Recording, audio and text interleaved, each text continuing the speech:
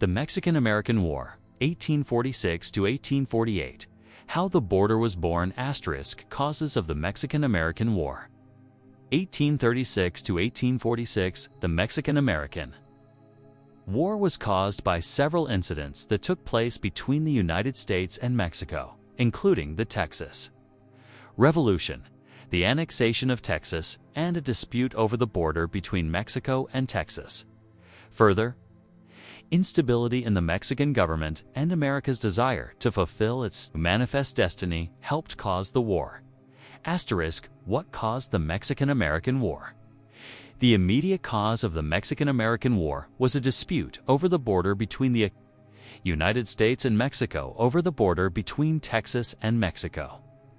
The United States considered the Rio Grande River to be the border, while Mexico insisted it was the Nueces River, roughly 100 miles to the north. However, the war was the result of long-standing tension between Mexico and the United States, stemming from Mexico's initial invitation of American settlers into Texas in the 1820s. That invitation, which was meant to boost Mexico's economy and control of its frontier with the United States, eventually led to the Texas Revolution. Following the revolution, Mexico refused to recognize the Republic of Texas, which led to the border dispute between Mexico and Texas. It's a dispute that would be inherited by the United States in 1845. The United States also had grievances against Mexico dating back to the early 1830s, including claims of abuses against American vessels and citizens. Despite attempts to negotiate with the Mexican government, these grievances remained unresolved.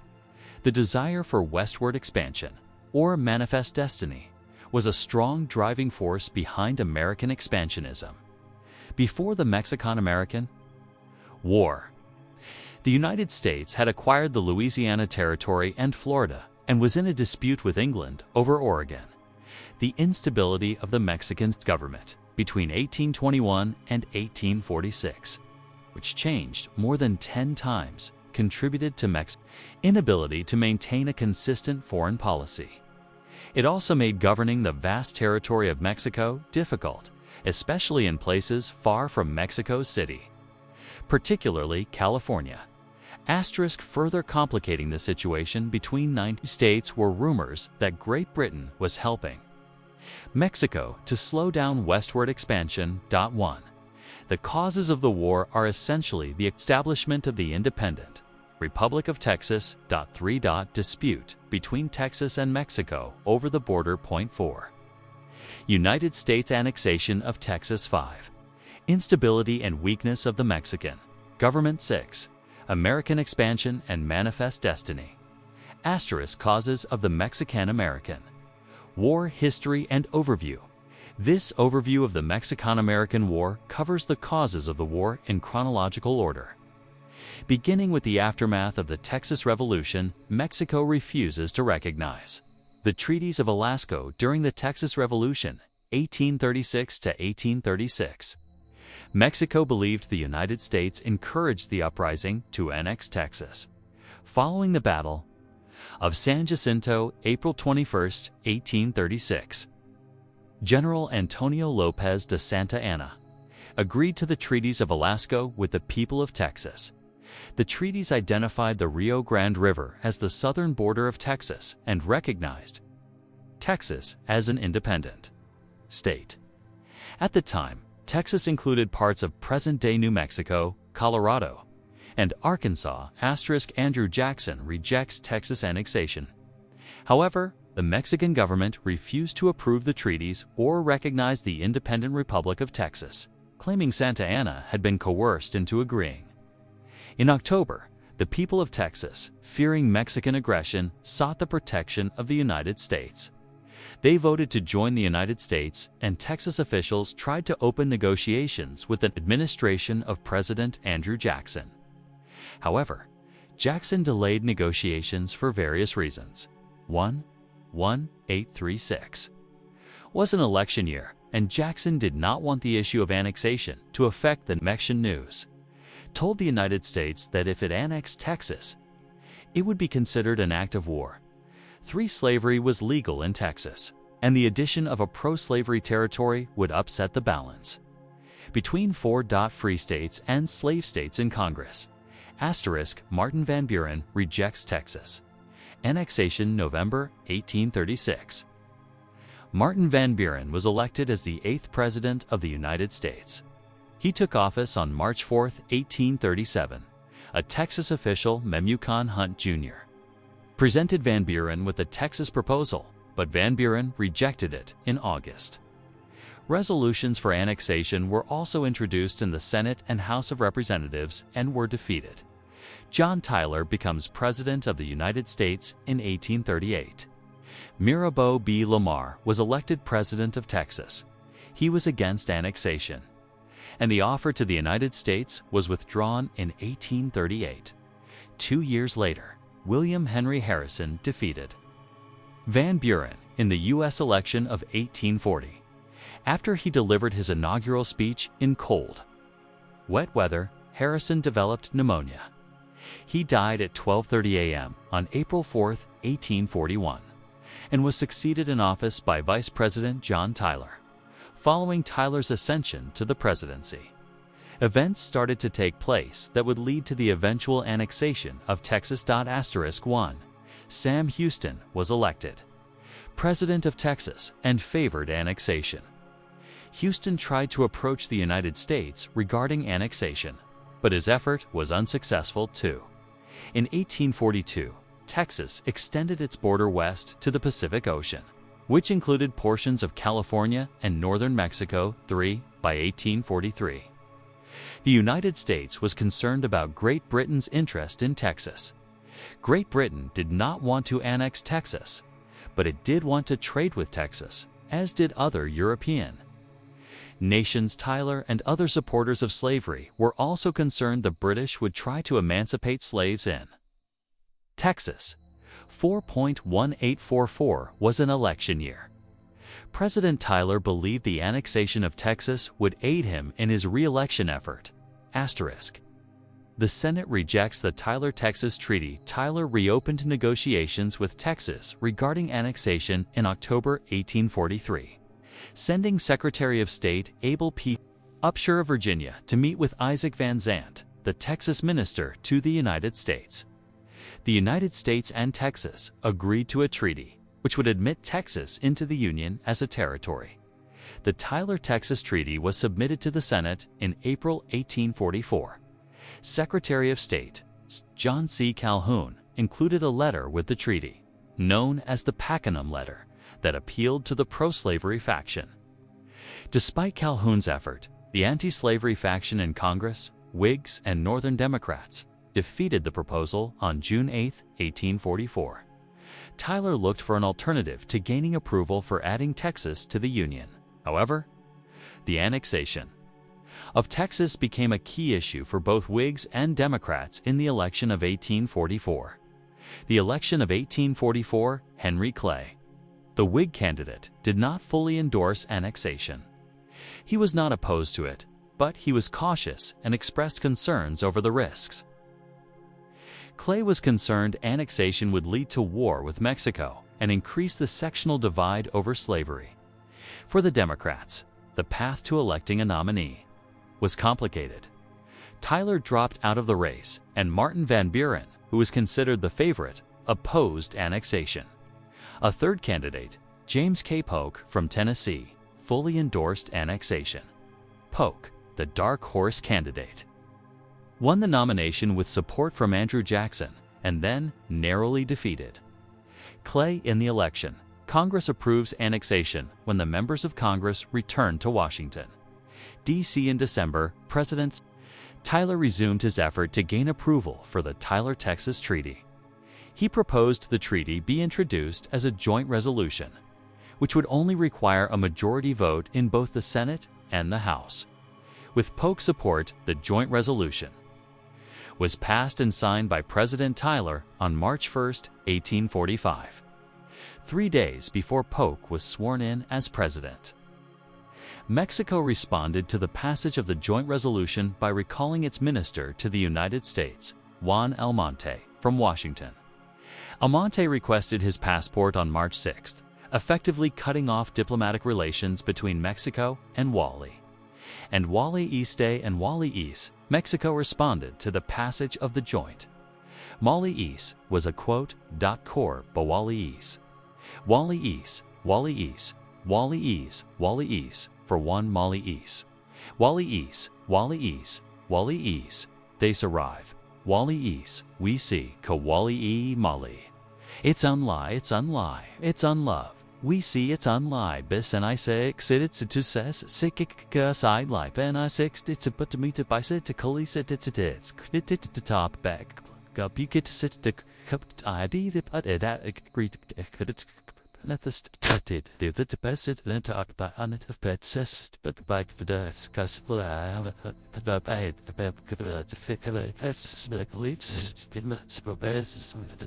the United States. However, the President of Mexico, José Joaquín Herrera, did not want to pursue war and looked for other ways to block annexation. April 1845. Taylor takes command soon after Polk took office. He started to prepare for the possibility of hostilities with Mexico. On April 23, 1845, General Zachary Taylor was placed in command of the 1st Military District. 4 days later, on April 27th, he received orders to assemble a corps of observation and prepare to move into Texas in case of a Mexican invasion. Fremont's expedition to California while Polk was preparing for hostilities along the Texas border. He also set in motion a series of events that would lead to clashes with Mexican officials in California, responding to rumors that Great Britain was working with Mexico in California. Polk, Thomas Hart Benton, a senator from Missouri, and George Bancroft, Secretary of the Navy. Polk planned to send a military expedition to California. Publicly, the purpose of the mission would be led by Benton's son, John C. Fremont. Privately, it may have been to convince Americans living in Mexico to rise up and revolt against the Mexican government. June 1845. Taylor moves to the Nueces River after Congress approved annexation. Texas needed to vote on the issue, which was set to take place on July 4th, fearing a Mexican invasion of Texas. Polk ordered Taylor to move out of Fort Jessup in Louisiana and move into Texas, somewhere on or near the Rio Grande River on June 25, 1845. A month later. On July 25th, Taylor started to move out of New Orleans. When nearly all of his 1,500 men boarded steamboats and sailed for Texas, his dragoons traveled overland and made their way to San Antonio and then to Corpus Christi. It was there, where the Nueces River flows into the Gulf of Mexico, that Taylor established his camp at Corpus Christi. Taylor trained and drilled his army of observation, which grew to approximately 4,000 men. They were joined by volunteers, including a company of Texas Rangers who operated as scouts. Keeping an eye out for trouble, July 1845, Manifest Destiny in July 1st. Newspaper editor John O'Sullivan coined the phrase Manifest Destiny. Arguing in favor of annexing Texas, O'Sullivan said, "Annex the Republic of Texas." Not only because Texas desired this, but because it was our manifest destiny to overspread the continent allotted by Providence for the free development of our yearly multiplying millions. December 1845, Texas joins the Union. Texas voted in favor of annexation on July 4, 1845, and then drafted a state constitution, which was approved in a popular vote of the people in October. Congress approved the Constitution on December 29, 1845, and Texas officially entered the Union. However, a formal transfer of power was done in a ceremony that took place on February 19, 1846. At the ceremony, Texas President Anson Jones declared, "The final act in this great drama is now performed. The Republic of Texas is no more," and James Pinckney Henderson assumed the office of Governor of Texas. Dispute with Mexico over the Nueces Strip when the United States annexed Texas. American officials hoped it would give them an opportunity to discuss the border with Mexico. However, annexation only heightened tension, especially over the Nueces Strip, the disputed territory between the Nueces River and the Rio Grande. River Mexico insisted the Nueces River was its northern border, while Texas believed it was roughly 100 miles further south. At the Rio Grande River, November 1845, Polk sends John Slidell to Mexico. Meanwhile, in the fall of 1845, John Black, the U.S. consul in Mexico, met with the Mexican Minister of Foreign Affairs, Manuel de la Pena y Pena. The meeting left Black with the impression that the Mexican Zaya government was open to discussing several issues, including the border. Black notified the State Department that Mexico was ready to restore diplomatic relations on November 10. President Polk selected John Slidell, a member of the House of Representatives from Louisiana, to go to Mexico City to negotiate. Slidell, who was fluent in Spanish, was instructed to offer $5 million for the New Mexico territory, $20 million for California, and $5 million for the disputed territory in the Nueces Strip. If Mexico agreed, the United States would stretch from sea to sea, and the Rio Grande River would be the southern border of the United States. Between Texas and Mexico, Slidell arrived in Mexico on December 6. Soon after, he found that the Mexican government refused to meet with him.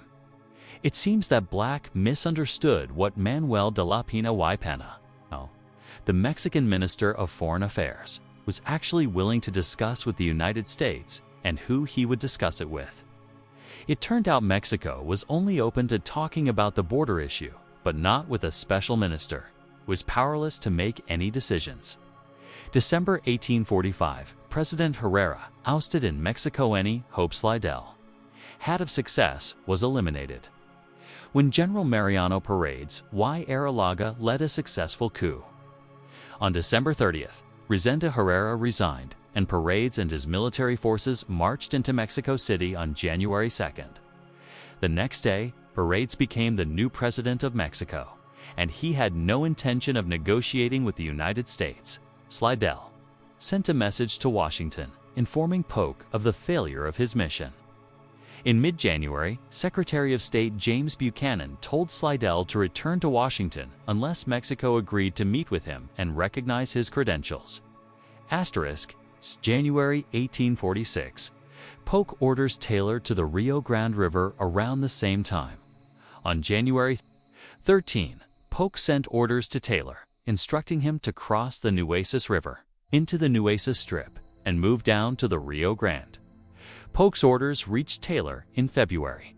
In March, he moved south to the north side of the Rio Grande and established a camp for his army near present-day Brownsville, Texas, and also had his men build Fort Texas. The Americans were across from the town of Matamoros, Mexico, and the Mexicans considered it a serious threat. In response, Mexican General Mariano Arista demanded that Taylor withdraw from his camp and move back north of the Nueces River.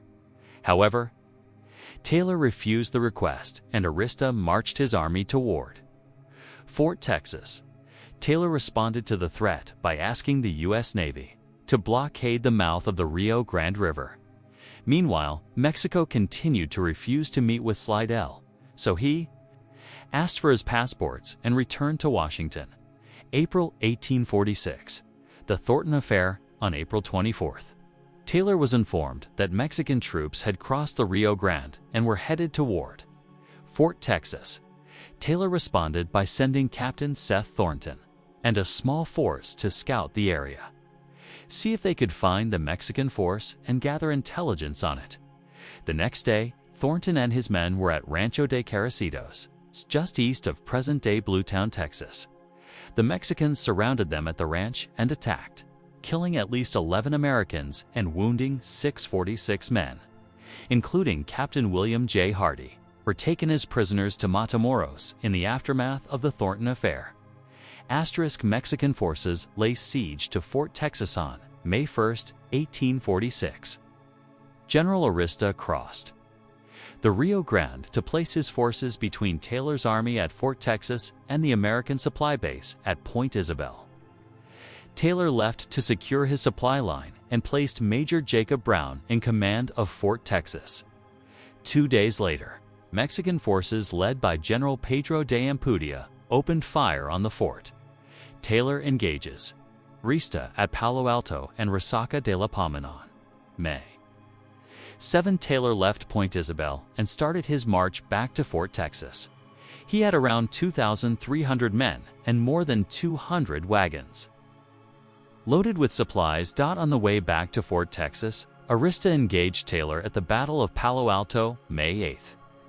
The Americans won the battle, and the Mexicans withdrew that night. Taylor followed Arista, and they engaged each other the next day at the Battle of Resaca de la Palma, May 9. Once again, the Americans defeated the Mexicans, sending them back over the Rio Grande into Mexico. With Arista's defeat, General Ampudia was forced to lift the siege of Fort Texas and fall back with the rest of the Mexican forces. Polk prepares to ask for a declaration of war. Slidell arrived in Washington and met with President Polk on May 8. Polk followed that by meeting with his cabinet on May 9. During that meeting, Polk suggested Mexico's refusal to meet with Slidell was enough to ask Congress for a declaration of war against Mexico. Secretary of the Navy George Bancroft was the only member of the cabinet who disagreed with Polk. Bancroft suggested it would be better to wait for Mexico to make a move that warranted the use of military force. Despite Bancroft's warning, Polk started working on a war message to take to Congress and ask for a declaration of war. Polk learns of the Thornton affair around 6 o'clock that night. Polk received a message from General Taylor informing him that Mexican forces had attacked an American patrol on the north side of the Rio Grande River. What Polk did not know yet was that Taylor had engaged the Mexican army on May 8 at Palo Alto and earlier that day at Resaca de la Palma. Taylor won both battles, which forced the Mexicans to retreat over the Rio Grande River, south to Matamoros, Mexico. It also ended the siege of Fort Texas, with the knowledge that hostilities were underway. Polk continued to craft his war message. This photograph was taken by John Plum, Jr. in 1846. It shows President James K. Polk and his cabinet assembled in the state dining room. It is the earliest photograph of the interior of the White House and the first photograph of a U.S. president and his advisors seated left to right. Attorney General John Y. Mason, Secretary of War William Marcy, President Polk, Secretary of the Treasury Robert J. Walker. Standing, Postmaster General Cave Johnson Center. Secretary of the Navy George Bancroft. Mexican-American War *. The Mexican-American War, also known in the United States as the Mexican War. April 25, 1846, February 2, 1848, was an invasion of Mexico by the United States Army. It followed the 1845 American annexation of Texas, which Mexico still considered its territory because it refused to recognize the treaties of Velasco, signed by President Antonio Lopez de Santa Anna after he was captured by the Texian Army during the 1836 Texas Revolution. The Republic of Texas was de facto an independent country, but most of its Anglo-American citizens who had moved from the United States to Texas after 1822 wanted to be annexed by the United States. Sectional politics over slavery in the United States had previously prevented annexation because Texas would have been admitted as a slave state, upsetting the balance of power between northern free states and southern slave states. In the 1844 United States presidential election, Democrat James K. Polk was elected on a platform of expanding U.S. territory to Oregon, California also a Mexican territory, and Texas by any means, with the 1845 annexation of Texas furthering that goal. However, the boundary between Texas and Mexico was disputed, with the Republic of Texas and the U.S. asserting it to be the Rio Grande and Mexico claiming it to be the more northern Nueces River. Polk sent a diplomatic mission to Mexico in an attempt to buy the disputed territory together with California, and everything in between for $25 million equivalent to $778 million in 2023, an offer the Mexican government refused. Polk then sent a group of 80 soldiers across the disputed territory to the Rio Grande. Ignoring Mexican demands to withdraw, Mexican forces interpreted this as an attack and repelled the U.S. forces on April 25, 1846, a move which Polk used to convince the Congress of the United States to declare war. Beyond the disputed area of Texas, U.S. forces quickly occupied the regional capital of Santa Fe de Nuevo Mexico. Along the upper Rio Grande, U.S. forces also moved against the province of Alta California and then turned south. The Pacific Squadron of the U.S. Navy blockaded the Pacific coast in the lower Baja California territory. The U.S. Army, under Major General Winfield Scott, invaded the Mexican heartland via an amphibious landing at the port of Veracruz on March 9 and captured the capital, Mexico City. In September 1847, although Mexico was defeated on the battlefield, negotiating peace was politically complex. Some Mexican factions refused to consider any recognition of its loss of territory.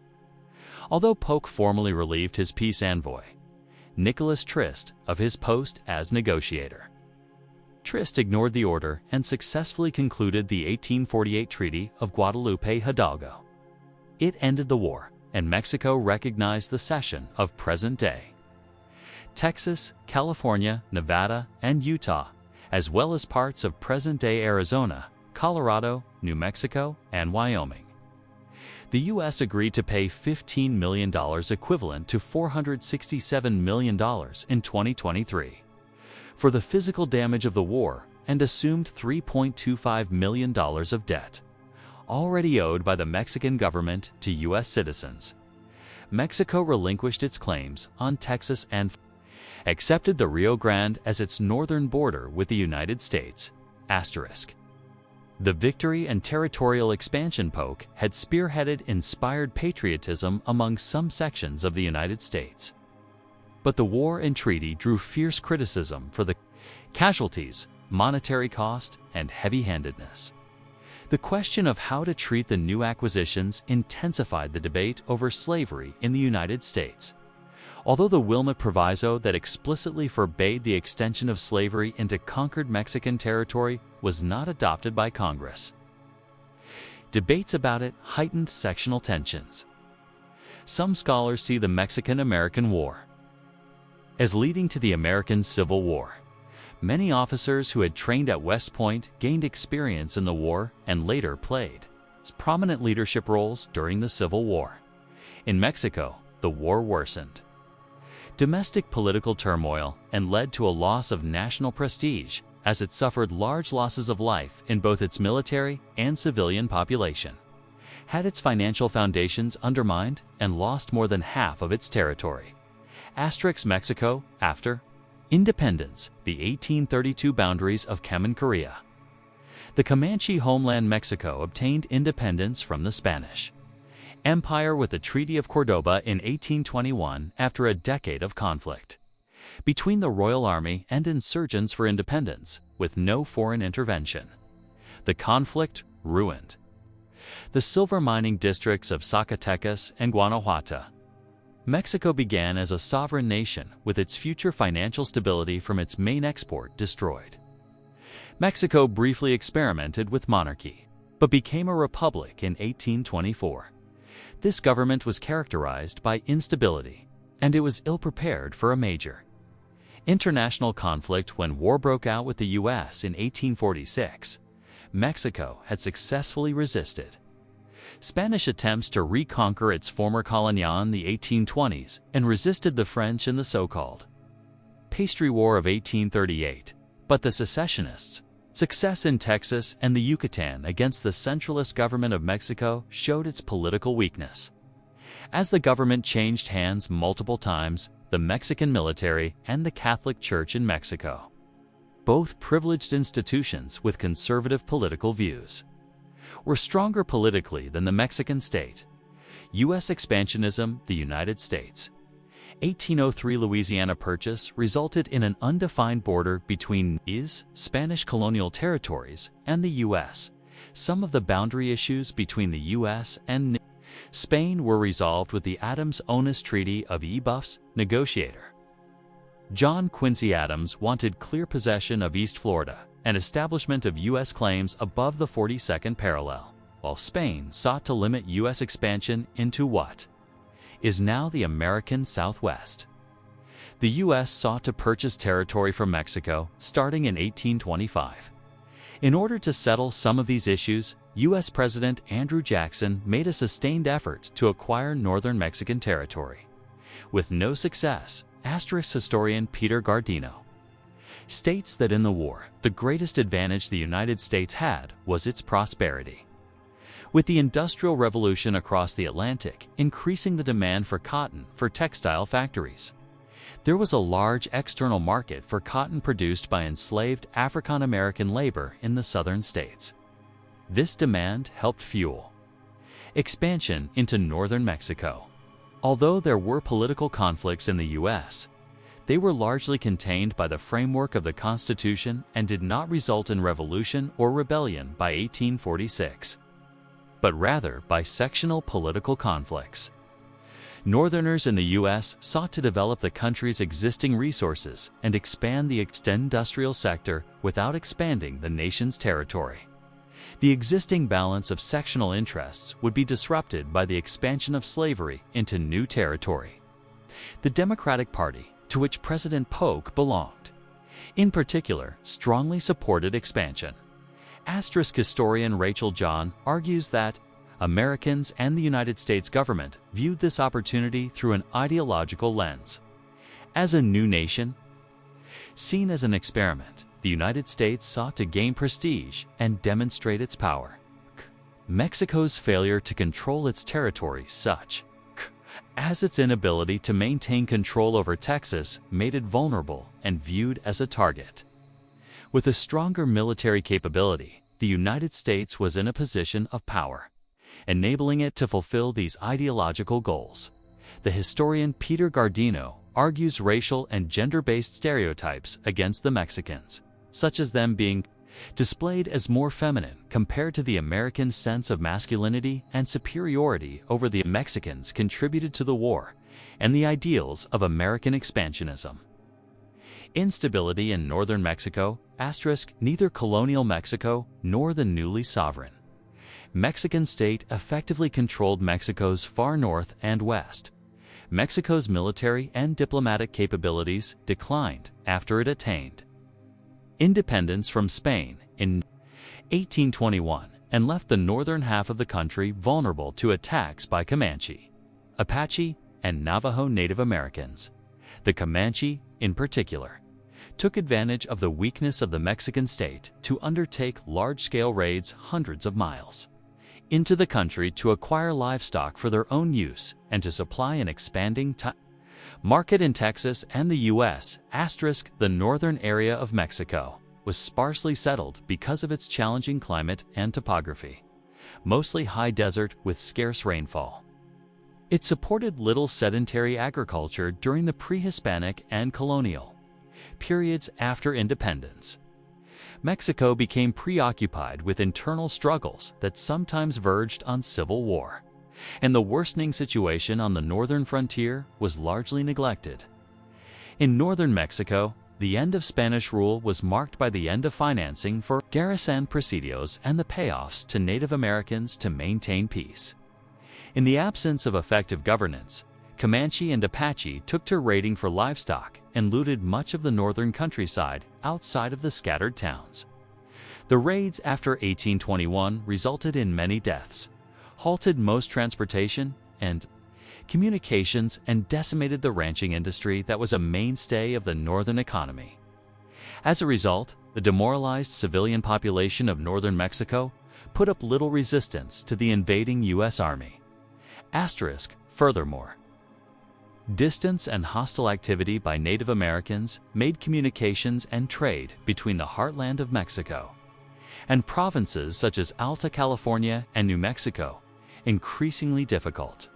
As a result, at the outbreak of the war, New Mexico was economically dependent on trade with the United States via the eastern branch of the Santa Fe Trail.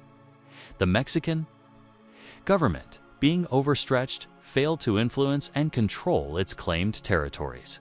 However, it was viewed as a great potential source of wealth by the Mexicans, whilst American settlers believed it was their nation's destiny to claim this land and that its acquisition would secure the United States' position from European powers. The Mexican government's policy of allowing the settlement of U.S. citizens in its province of Tijuana was aimed at expanding control into Comanche lands, the Common Carria. However, rather than settling in the dangerous central and western parts of the province, Anglos preferred to settle in East Texas with its rich farmland contiguous with the southern U.S. slave states. As settlers poured in from the U.S., the Mexican government discouraged further migration with its 1829 abolition of slavery. Foreign designs on California during the Spanish colonial era. The Californias, i.e., the Baja California Peninsula and Alta California, were sparsely settled. After Mexico became independent, it shut down the missions and reduced its military presence. In 1842, the U.S. minister in Mexico, Waddy Thompson Jr., suggested Mexico might be willing to cede Alta California to the U.S. to settle debts, saying, "As to Texas, I regard it as of very little value compared with California, the richest, the most beautiful, and the healthiest country in the world. With the acquisition of Upper California, we should have the same ascendancy on the Pacific. France and England both have had their eyes upon it." U.S. President John Tyler's administration suggested a tripartite pact to settle the Oregon boundary dispute and provide for the cession of the port of San Francisco from Mexico. Lord Aberdeen declined to participate but said Britain had no objection to U.S. territorial acquisition there. The British minister in Mexico, Richard Pakenham, wrote in 1841 to Lord Palmerston, urging to establish an English population in the magnificent territory of Upper California, saying that no part of the world offering greater natural advantages for the establishment of an English colony, by all means desirable, that California, once ceasing to belong to Mexico, should not fall into the hands of any power but England. There is some reason to believe that daring and adventurous speculators in the United States have already turned their thoughts in this direction. By the time the letter reached London, though, Sir Robert Peel's Tory government, with its Little England policy, had come to power and rejected the proposal as expensive and a potential source of conflict. Pio Pico, the last governor of Alta California, advocated that California achieve independence from Mexico and become a British protectorate. California battle and change in governorship. In 1842, Mexico forcibly replaced California Governor Juan Bautista Alvarado with Manuel Torina. Torina was sent up from Lower Mexico, along with an army that had largely been recruited from Mexico's worst jails.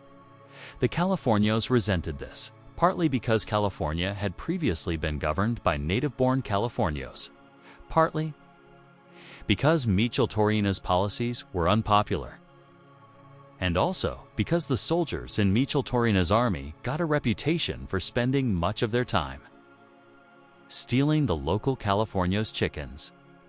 Women were not considered safe from the depredations of Torina's army. Former Governor Alvarado organized a revolt in 1845, which culminated in the Battle of Providencia in Cahuenga Pass near Los Angeles. As a result of the actions of pioneer California rancher John Marsh, Torina's forces were defeated. Texas Revolution, Republic, and U.S. annexation in 1800. Spain's colonial province of Texas Tejos had few inhabitants, with only about 7,000 non-native settlers. The Spanish crown developed a policy of colonization to more effectively control the territory. After independence, the Mexican government implemented the policy, granting Moses Austin, a banker from Missouri, a large tract of land in Texas. Austin died before he could bring his plan of recruiting American settlers for the land to fruition. But his son, Stephen F. Austin, brought over 300 American families into Texas. This started the steady trend of migration from the United States into the Texas frontier. Austin's colony was the most successful of several colonies authorized by the Mexican government.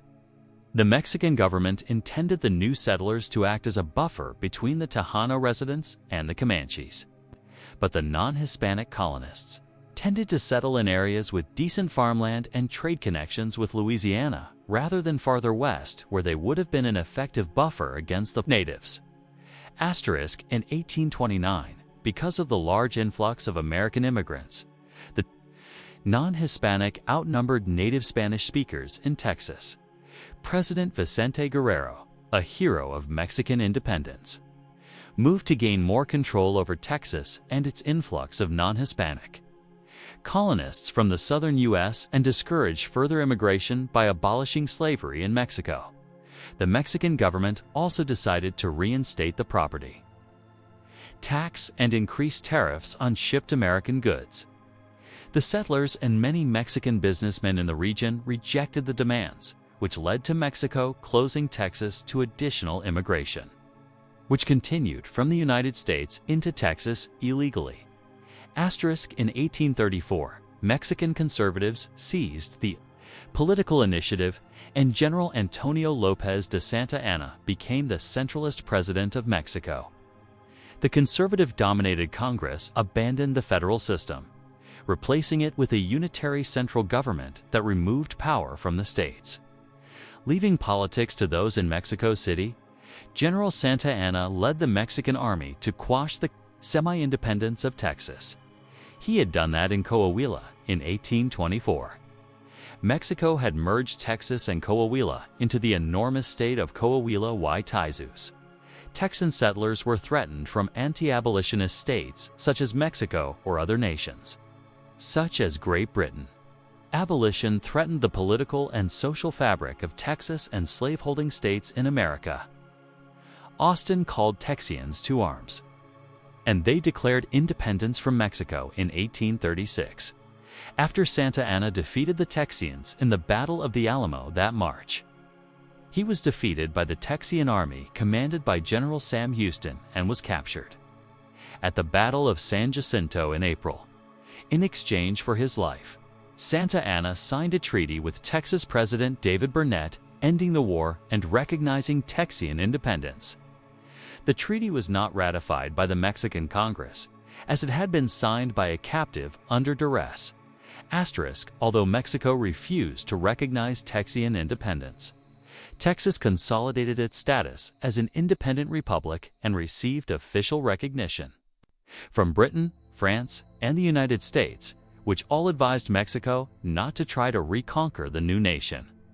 Most Texians wanted to join the United States, but the annexation of Texas was contentious in the U.S. Congress, where Whigs and abolitionists were largely opposed. Southern Americans who held influence and government officials saw Texas as an opportunity to open markets for Northerners and a place to produce goods. Southern planters wanted to create and ensure a Southern empire of slavery. Upholding Texas's slave state was important. In 1845, Texas agreed to the offer of annexation by the U.S. Congress and became the 28th state on December 29, 1845, which set the stage for the conflict with Mexico. Asterisk, Nueces, strip asterisk by the treaties of Velasco made after Texans captured General Santa Anna after the Battle of San Jacinto. The southern border of Texas was placed at the Rio Grande del Norte. The Texans claimed this placed the southern border at the modern Rio Grande. The Mexican government disputed this placement on two grounds. First, it rejected the idea of Texas independence. And second, it claimed that the Rio Grande in the treaty was actually the Nueces River, since the current Rio Grande has always been called Rio Bravo in Mexico. The latter claim belied the full name of the river in Mexico. However, Rio Bravo del Norte. The ill-fated Texan Santa Fe expedition of 1841 attempted to realize the claim to New Mexican territory east of the Rio Grande, but its members were captured by the Mexican army and imprisoned. Reference to the Rio Grande boundary of Texas was omitted from the U.S. Congress's annexation resolution to help secure passage after the annexation treaty failed in the Senate. President Polk claimed the Rio Grande boundary, and when Mexico sent forces over the Rio Grande, provoked a dispute. Polk's actions in July 1845. Polk sent General Zachary Taylor to Texas, and by October, Taylor commanded 3,500 Americans on the Nueces River, ready to take the disputed land by force. At the same time, President Polk wrote to the American consul in the Mexican territory of Alta California, disclaiming American ambitions in California, but offering to support independence from Mexico or voluntary accession to the United States, and warning that the United States would oppose any European attempts to take over. Asterisk 2. End another war scare with the United Kingdom over the Oregon Country. Polk signed the Oregon Treaty dividing the territory, angering Northern Democrats who felt he was prioritizing Southern expansion over Northern expansion. In late 1845, 62-man exploring and mapping expedition sent by Polk under the command of U.S. Army Brevet Captain John C. Fremont entered California. Early in E-10 Babai Sicharleo, Fremont visited American Consul Thomas O. Larkin in Monterey. California's Comandante General Jose Castro became alarmed and ordered him to leave. Fremont acted provocatively by encamping his party on nearby Gavilan Peak and raising the American flag. Larkin sent word that Fremont's actions were counterproductive, under a threat of military confrontation. Fremont then, in March, moved his group out of California into Oregon Country. Asterisk, he was followed into Oregon by U.S. Marine L.T. Archibald H. Gillespie, who had been sent by Polk from Washington with a secret message for Larkin and instructions to share the message with Fremont. Gillespie reached Fremont in early May. Fremont then returned to the Sacramento Valley and set up camp near Sutter Buttes, where he supported the nascent Bear Flag revolt that occurred in June 1846 in Sonoma. In July 1846, most of the Bear Flag rebels joined Fremont's men to form the California Battalion. Asterisk, in November 1845, Polk sent John Slidell, a secret representative, to Mexico City with an offer to the Mexican government of $25 million for the Rio Grande border. In Texas and Mexico's provinces of Alta California and Santa Fe de Nuevo Mexico, U.S. expansionists wanted California to thwart any British interests in the area and to gain a port on the Pacific Ocean. Polk authorized Slidell to forgive the $3 million owed to U.S. citizens for damages caused by the Mexican War of Independence and pay another $25 to $30 million for the two territories. Mexico's response: Mexico was neither inclined nor able to negotiate. In 1846 alone, the presidency changed hands 4 times, the War Ministry 6 times, and the Finance Ministry 16 times. Despite that, Mexican public opinion and all political factions agreed that selling the territories to the United States would tarnish the national honor. Mexicans who opposed direct conflict with the United States, including President José Joaquín de Herrera, were viewed as traitors. Military opponents of de Herrera, supported by populist newspapers, considered Slidell's presence in Mexico City an insult. When de Herrera considered receiving Slidell to settle the problem of Texas annexation peacefully, he was accused of treason and deposed. After a more nationalistic government under General Mariano Paredes y Arrillaga came to power, it publicly reaffirmed Mexico's claim to Texas. Asterisk, preparation for war challenges in Mexico. The Mexican army was a weak and divided force. Only 7 of the 19 states that formed the Mexican Federation sent soldiers, armament, and money for the war effort. Many leaders expressed their concern for the country, including Santa Anna, who stated that the leaders of the army did their best to train the rough men who volunteered, but they could do little to inspire them with patriotism for the glorious country they were honored to serve. According to the leading Mexican conservative politician, Jesús Alemán, the money spent on arming Mexican troops merely enabled them to fight each other and give the illusion that the country possessed an army for its defense. However, an officer criticized Santa Anna's training of troops. The cavalry was drilled only in regiments. The artillery hardly ever maneuvered and never fired a blank shot. The general in command was never present on the field of maneuvers, so that he was unable to appreciate the respective qualities of the various bodies under his command. If any meetings of the principal commanding officers were held to discuss the operations of the campaign, it was not known, nor was it known whether any plan of campaign had been formed. At the beginning of the war, Mexican forces were divided between the permanent forces permanentes and the active militiamen, activos. The permanent forces consisted of 12 regiments of infantry of 2 battalions each, 3 brigades of artillery, 8 regiments of cavalry, 1 separate squadron, and a brigade of dragoons. The militia amounted to 9 infantry and 6 cavalry regiments. In the northern territories, presidial companies presidials protected the scattered settlements. Indigenous populations in Mexico played a crucial role in the defending of their land. By the beginning of the war, indigenous populations were depleted of their natural resources due to an influx of settlers. As a result, indigenous populations from the Great Plains region raided American and Mexican settlements in order to survive. Although raiding was much more lucrative than hunting, the indigenous population did not have much of a choice. Indigenous soldiers who volunteered to fight with the Mexican army were often abandoned and compensated unfairly by raiding. Indigenous populations were also able to acquire horses and properly tame them to move efficiently during battles. Captive taking methods, especially that of the Comanche tribe, were also used, as captives would end up assisting indigenous populations in raids against Mexican or American forces. The Mexican army was using surplus British muskets such as the Brown Bess, left over from the Napoleonic Wars. While at the beginning of the war most American soldiers were still equipped with the very similar Springfield 1816 flintlock muskets. More reliable caplock models became increasingly popular as the conflict progressed. Some U.S. troops carried more modern weapons that gave them a significant advantage over their Mexican counterparts, such as the Springfield 1841 rifle of the Mississippi Rifles and the Colt Patterson revolver of the Texas Rangers.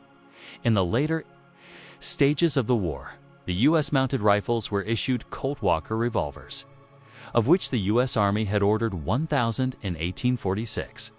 Most significantly, throughout the war, the superiority of the U.S. artillery often carried the day. In his 1885 memoirs, former U.S. President Ulysses Grant, a veteran of the Mexican War, attributed Mexico's defeat to the poor quality of their army, writing, "The Mexican army of that day was hardly an organization. The private soldier was picked from the lower class of the inhabitants when wanted. His consent was not asked. He was poorly clothed, worse fed, and seldom paid. He was turned adrift when no longer wanted. The officers of the lower grades were but little superior to the men. With all this, I have seen as brave stands made by some of these men as I have ever seen made by soldiers. Now Mexico has a standing army larger than the United States. They have a military school modeled after West Point. Their officers are educated and, no doubt, very brave." The Mexican War of 1846 to 48 would be an impossibility in this generation. Political divisions. There were significant political divisions in Mexico which seriously impeded the war effort. Inside Mexico, The conservative Centralistas and liberal Federalists vied for power, and at times these two factions inside Mexico's military fought each other rather than the invading U.S. Army, Santa Anna bitterly remarked. However shameful it may be to admit this, we have brought this disgraceful tragedy upon ourselves through our interminable infighting. During the conflict, presidents held office for a period of months, sometimes just weeks, or even days. Just before the outbreak of the war, Liberal General José Joaquín de Herrera was president. December 1844, December 1845, and willing to engage in talks so long as he did not appear to be caving to the U.S. But he was accused by many Mexican factions of selling out his country venda patria, or considering it. He was overthrown by conservative Mariano Paredes, December 1845, July 1846, who left the presidency to fight the invading U.S. Army and was replaced by his vice president, Nicolas Bravo. July 28, 1846, August 4, 1846. The conservative Bravo was overthrown by Federalist liberals who re-established the federal constitution of Ybarcef, José Mariano Salas. August 6, 1846, December 23, 1846, served as president and held elections under the restored Federalist system. General Antonio López de Santa Anna won those elections, but as was his practice, he left the administration to his vice president, who was again liberal Valent Gómez Farias. December 23, 1846, March 21, 1847. In February 1847, conservatives rebelled against the liberal government's attempt to take church property to fund the war effort. In the Revolt of the Polcos, the Catholic Church and conservatives paid soldiers to rise against the liberal government. Santa Anna had to leave his campaign to return to the capital to sort out the political mess. Santa Anna briefly held the presidency again. From March 21, 1847, April 2, 1847, his troops were deprived of support that would allow them to continue the fight. The conservatives demanded the removal of Gómez Farias, and this was accomplished by abolishing the office of vice president. Santa Anna returned to the field, replaced in the presidency by Pedro María de Anaya. April 2, May 20, 1847. Santa Anna returned to the presidency on May 20, 1847, when Anaya left to fight the invasion, serving until September 15, 1847. Preferring the battlefield to administration, Santa Anna left office again, leaving the office to Manuel de la Pina. Y. Pina, September 16, November 13, 1847, with U.S. forces occupying the Mexican capital and much of the heartland. Negotiating a peace treaty was an exigent matter, and Pina left office to do that. Pedro María Anaya returned to the presidency on November 13, 1847, January 8, 1848. Anaya refused to sign any treaty that ceded land to the U.S. Despite the situation on the ground with Americans occupying the capital, Pina resumed the presidency January 8, 1848, June 3, 1848, during which time the Treaty of Guadalupe Hidalgo was signed, bringing the war to an end. Challenges in the United States Army *Polk had pledged to seek expanded territory in Oregon and Texas as part of his campaign in 1844. But the regular army was not sufficiently large to sustain extended conflicts on two fronts. The Oregon dispute with Britain was settled peaceably by treaty, allowing U.S. forces to concentrate on the southern border. The war was fought by regiments of regulars, bolstered by various regiments, battalions, and companies of volunteers from the different states of the Union, as well as Americans and some Mexicans in California and New Mexico. In general, the regular Army officers looked down on the volunteers, whose training was poor and whose behavior was undisciplined. See below. On the West Coast, the U.S. Navy fielded a battalion of sailors in an attempt to recapture Los Angeles, Although the U.S. Army and Navy were not large at the outbreak of the war, the officers were generally well trained, and the numbers of enlisted men fairly large compared to Mexico's. At the beginning of the war, the U.S. Army had 8 regiments of infantry, 3 battalions each, 4 artillery regiments, and 3 mounted regiments, 2 dragoons, 1 of mounted rifles. These regiments were supplemented by 10 new-ish regiments, 9 of infantry, and 1 of cavalry, raised for 1 year of service by the Act of Congress from February 11, 1847. A large portion of this fighting force consisted of recent immigrants. According to Tyler V. Johnson, foreign-born men amounted to 47% of General Taylor's total forces, in addition to a large contingent of Irish and German-born soldiers. Nearly all European states and principalities were represented. It is estimated that the U.S. Army further included 1,500 men from British North America, including French Canadians, although Polk hoped to avoid a protracted war over Texas. The extended conflict stretched regular Army resources, necessitating the recruitment of volunteers with short-term enlistments. Some enlistments were for a year, but others were for 3 or 6 months. The best volunteers signed up for a year's service in the summer of 1846, with their enlistments expiring just when General Winfield Scott's campaign was poised to capture Mexico City. Many did not re-enlist, deciding that they would rather return home than place themselves in harm's way of disease, threat of death or injury on the battlefield, or in guerrilla warfare. Their patriotism was doubted by some in the U.S., but they were not counted as deserters.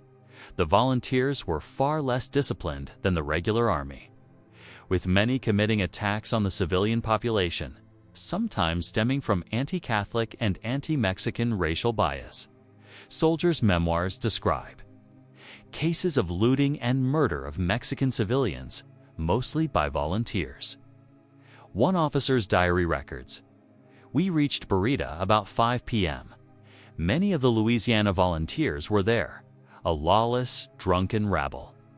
They had driven away the inhabitants, taken possession of their houses, and were emulating each other in making beasts of themselves."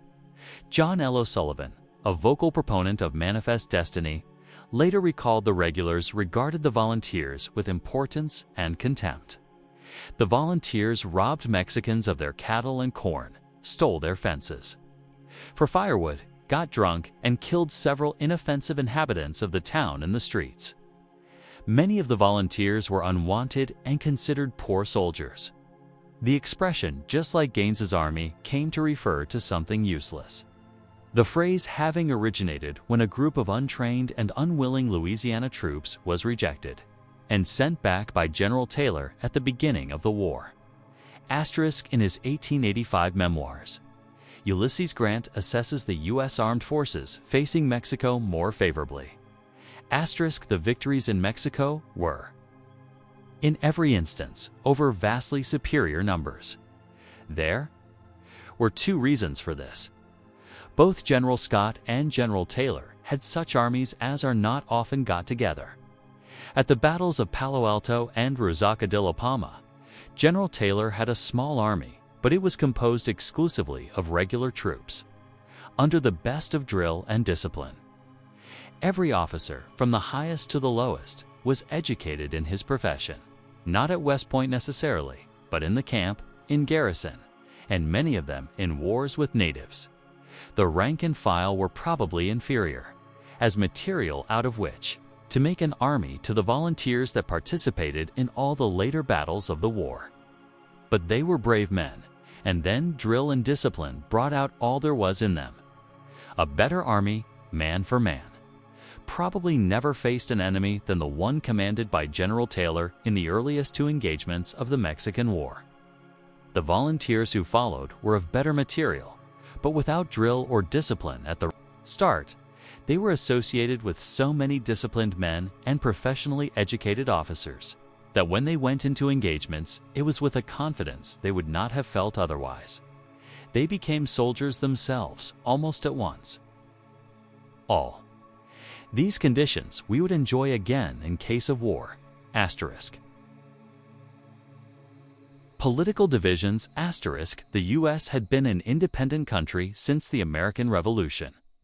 But it was a country that was strongly divided along sectional lines, especially in regard to slavery.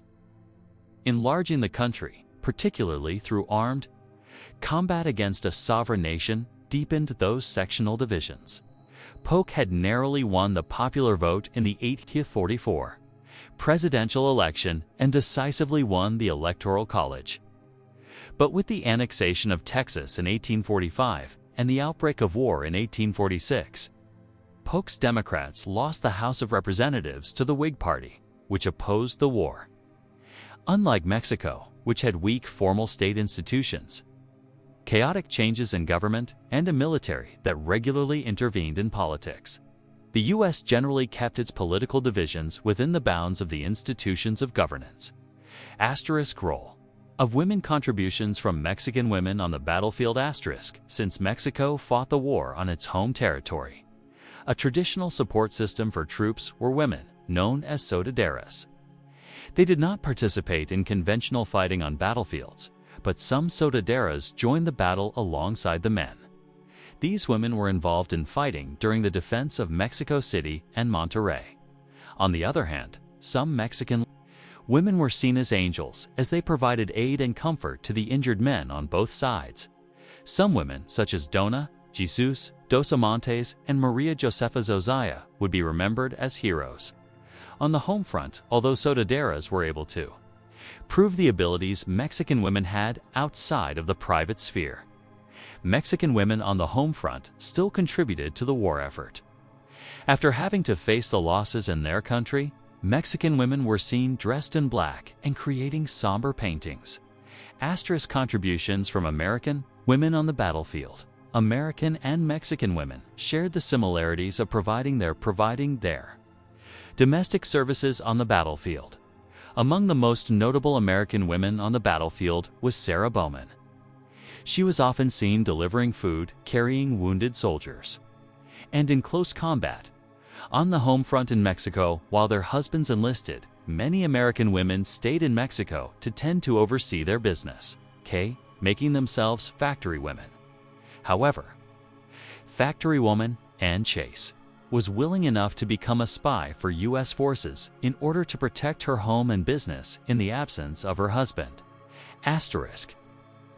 In the U.S., just as Mexican women contributed to the war efforts from their homes, women in the U.S. similarly protested publicly and made patriotic crafts that U.S. soldiers could carry. In addition, female journalists across multiple states took advantage of their literacy to speak up in support or in opposition of the war, including in Royal, Jane Swishelm, and Jane Casno. Female American journalists played a crucial role in representing the voices of women that had been silenced within the public sphere. Asterisk. Outbreak of hostilities. Asterisk. Texas Campaign. Thornton Affair. President Polk ordered General Taylor and his forces south to the Rio Grande. Taylor ignored Mexican demands to withdraw to the Nueces. He constructed a makeshift fort, later known as Fort Brown, Fort Texas, on the banks of the Rio Grande opposite the city of Matamoros, Tamaulipas. Asterisk. The Mexican forces prepared for war.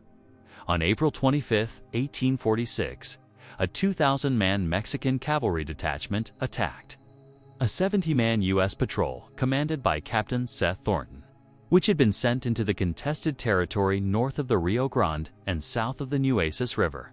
In the Thornton Affair, the Mexican cavalry routed the patrol, killing 11 American soldiers and capturing 52. Siege of Fort Texas. A few days after the Thornton Affair, the Siege of Fort Texas began on May 3, 1846. Mexican artillery at Matamoros opened fire on Fort Texas, which replied with its own guns. The bombardment continued for 160 hours. Sand expanded as Mexican forces gradually surrounded the fort. 13 U.S. soldiers were injured during the bombardment, and 2 were killed. Among the dead was Jacob Brown, after whom the fort was later named. Battle of Palo Alto on May 8, 1846. Zachary Taylor and 2,400 troops arrived to relieve the fort. However, General Arista rushed north with a force of 3,400 and intercepted him. About 5 miles, 8 kilometers north of the Rio Grande River, near modern-day Brownsville, Texas, the U.S. Army employed flying artillery, their term for horse artillery, a mobile light artillery mounted on horse carriages with the entire crew riding horses into battle. The fast-firing artillery and highly mobile fire support had a devastating effect on the Mexican army. In contrast to the flying artillery of the Americans, the Mexican cannons at the Battle of Palo Alto had lower quality gunpowder that fired at velocities slow enough to make it possible for American soldiers to dodge artillery rounds. The Mexicans replied with cavalry, skirmishes, and their own artillery. The U.S. flying artillery somewhat demoralized the Mexican side, and seeking terrain more to their advantage. The Mexicans retreated to the far side of a dry riverbed Resaca during the night and prepared for the next battle. It provided a natural fortification, but during the retreat, Mexican troops were scattered, making communication difficult. Battle of Resaca de la Palma. During the Battle of Resaca de la Palma on May 9, 1846, the two sides engaged in fierce hand-to-hand combat. The U.S. cavalry managed to capture the Mexican artillery, causing the Mexican side to retreat, which then became a rout, fighting on unfamiliar terrain. His troops fleeing in retreat, Arista found it impossible to rally his forces. Mexican casualties were significant, and the Mexicans were forced to abandon their artillery and baggage. Fort Brown inflicted additional casualties as the withdrawing troops passed by the fort, and additional Mexican soldiers drowned trying to swim across the Rio Grande. Taylor crossed the Rio Grande and began his series of battles in Wangui, a corps bello in Wangui territory. Asterisk declarations of war, May 1846 * Polk received word of the Thornton affair, which, added to the Mexican government's rejection of Slidell, Polk believed constituted a casus belli. Polk said in a message to Congress, the cup of forbearance had been exhausted, even before the recent information from the frontier of the Del Norte. But now, after reiterated menaces, Mexico has passed the boundary of the United States, has invaded our territory, and shed American blood upon the American soil. She has proclaimed that hostilities have commenced, and that the two nations are now at war. Asterisk, the U.S. Congress approved the declaration of war on May 13, 1846, after a few hours of debate with Southern Democrats in strong support. 67 Whigs voted against the war on a key slavery amendment, but on the final passage, only 14 Whigs voted no, including John Quincy Adams, later a freshman Whig congressman from Illinois. Abraham Lincoln challenged Polk's assertion that American blood had been shed on American soil, calling it a bold falsification of history. Asterisk regarding the beginning of the war, Ulysses S. Grant, who had opposed the war but served as an Army lieutenant in Taylor's army, claims in his personal memoirs 1885 that the main goal of the U.S. Army's advance from Nueces River to the Rio Grande was to provoke the outbreak of war without attacking first, to debilitate any political opposition to the war. The presence of United States troops on the edge of the disputed territory farthest from the Mexican settlements was not sufficient to provoke hostilities. We were sent to provoke a fight, but it was essential that Mexico should commence it. It was very doubtful whether Congress would declare war. But if Mexico should attack our troops, the executive could announce, whereas war exists by the acts of, etc., and prosecute the contest with vigor.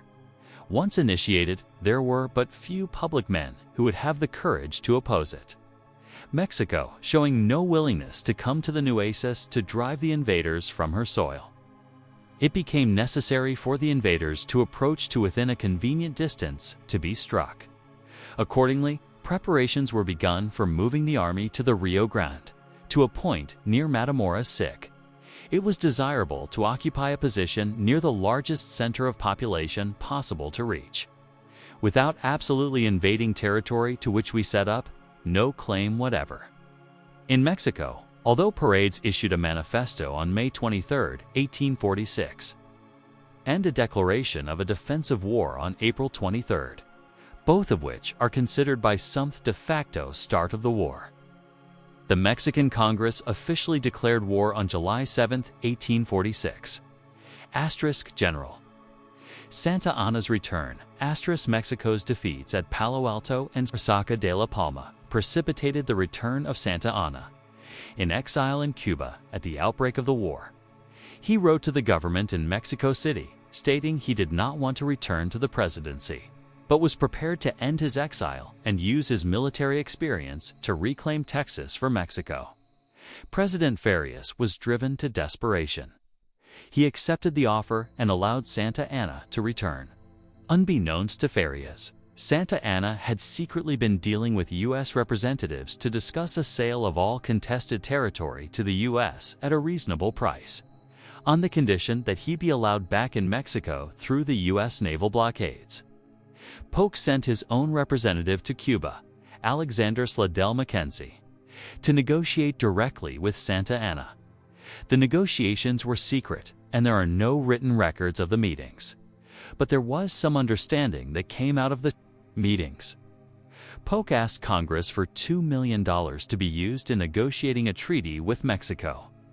The U.S. allowed Santa Anna to return to Mexico, lifting the Gulf Coast naval blockade. However, in Mexico, Santa Anna denied all knowledge of meeting with the U.S. representative or any offers or transactions. Rather than being Polk's ally, he pocketed any money given him and began to plan the defense of Mexico.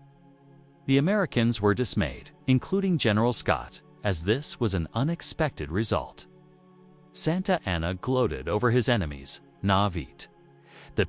The United States was deceived in believing that I would be capable of betraying my mother country. 106 Santa Anna avoided getting involved in politics, dedicating himself to Mexico's military defense.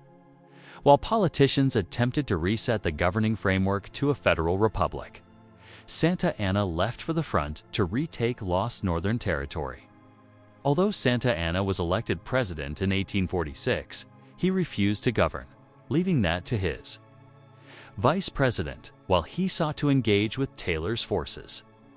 With the restored federal republic, some states refused to support the national military campaign led by Santa Anna, who had fought with them directly in the previous decade. Santa Anna urged Vice President Gómez Farías to act as a dictator to get the men and materiel needed for the war. Gómez Farías forced a loan from the Catholic Church, but the funds were not available in time to support Santa Anna's army. Reaction in the United States. Opposition to the war in the United States increasingly divided by sectional rivalry.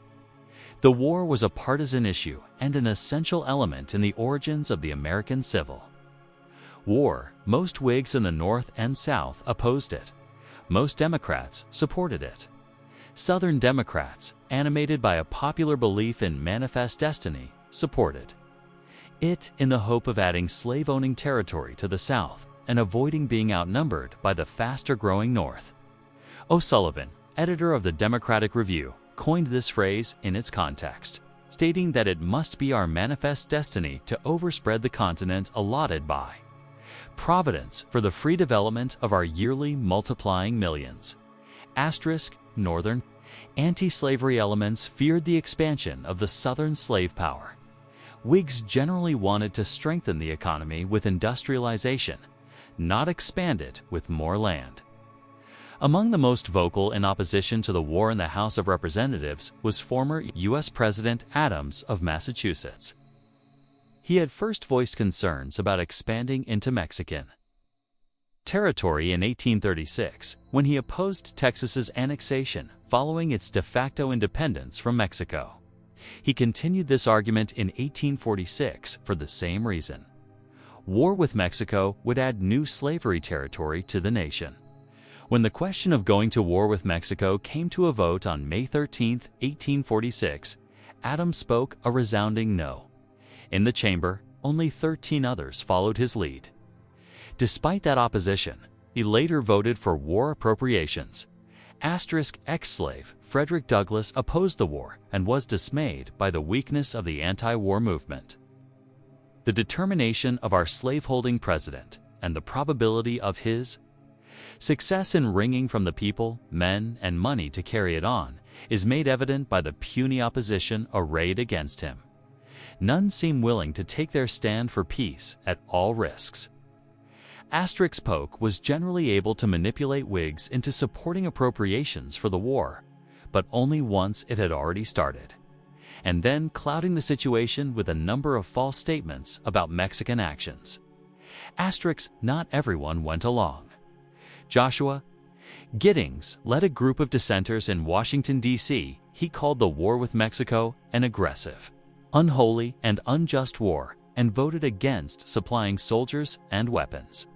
He said, in the murder of Mexicans upon their own soil, or in robbing them of their country, I can take no part either now or hereafter. The guilt of these crimes must rest on others. I will not participate in them.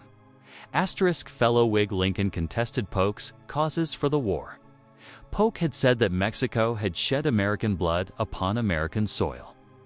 Lincoln submitted 8 spot resolutions, demanding that Polk state the exact spot where Thornton had been attacked and American blood was shed, and to clarify whether that location was American soil or if it had been claimed by Spain and Mexico.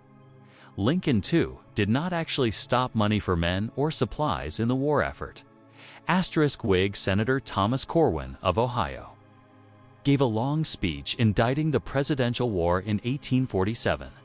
In the Senate on February 11, 1847, Whig leader Robert Toombs of Georgia declared, "This war is nondescript. We charge the president with usurping the war-making power, with seizing a country, which had been for centuries and was then in the possession of the Mexicans. Let us put a check upon this lust of dominion. We had territory enough, heaven knew."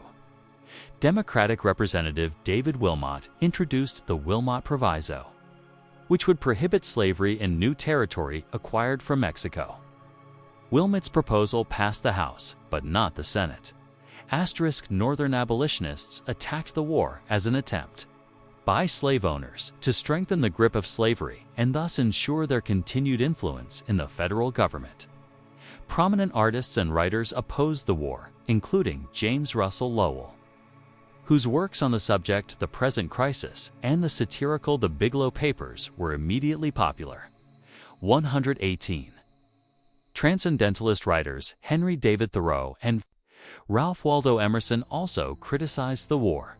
Thoreau, who served jail time for refusing to pay a tax that would support the war effort, turned a lecture into an essay now known as Civil Disobedience. Emerson was succinct, predicting that the United States will conquer Mexico, but it will be as a man who swallowed the arsenic which brings him down in turn. Mexico will poison us. Events proved him right, in a fashion. As arguments over the expansion of slavery in the lands seized from Mexico would fuel the drift to civil war just a dozen years later, the New England Working Men's Association condemned the war, and some Irish and German immigrants defected from the U.S. Army and formed the St.